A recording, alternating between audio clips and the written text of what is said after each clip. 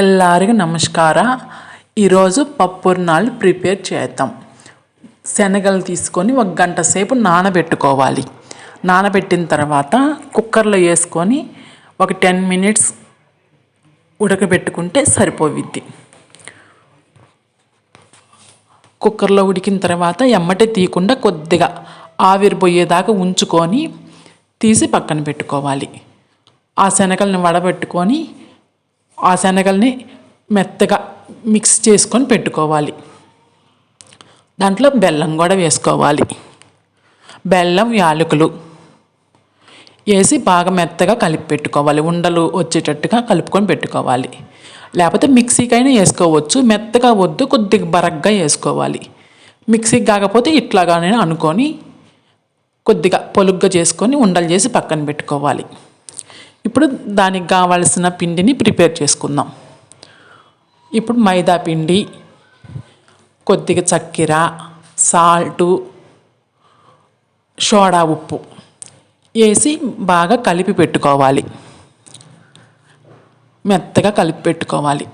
కొద్దిగా వాటర్ పోసుకుంటా ఉండలు లేకుండా బాగా కలిపి స్మూత్గా రావాలి. పిండిని బాగా కలపాలి. కావలసిన మడికి నీరు పోసుకొని స్మూత్గా, మరీ జారుడు లేకుండా మోయినంగా కలుపుకోవాలి. అప్పుడు కరెక్ట్గా సరిపోయింది. బాగా మిక్స్ చేసుకోండి. బాగా మిక్స్ అయిన తర్వాత ఆ పిండిని పక్కన పెట్టుకుందాం.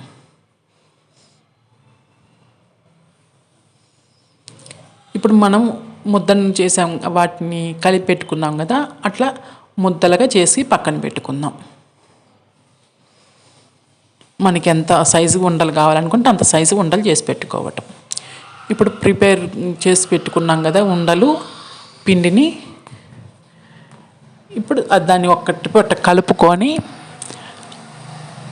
మనం కలుపుకున్న పిండిని ఆ ఉండ వేసుకొని దానికి చుట్టూరు మనం కలపెట్టుకొని దాంట్లో వేసేసుకోవాలి.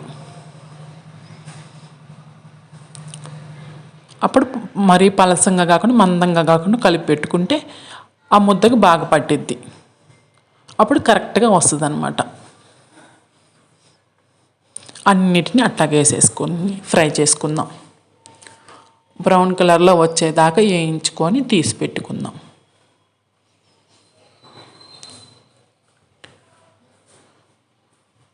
ఎక్కువ కాలనీయకుండా మోయినంగా కాల్చుకొని పెట్టుకోవాలి. మరీ తెల్లగా కాకుండా మరీ బ్రౌన్గా కాకుండా మీడియం సైజులో వేయించుకోవాలి. పప్పుర్నాలు రెడీ. హాయ్ ఫ్రెండ్స్, ఈరోజు ఫుడ్ చూద్దాం. పప్పుర్నాలు ఇప్పుడు చేద్దాం.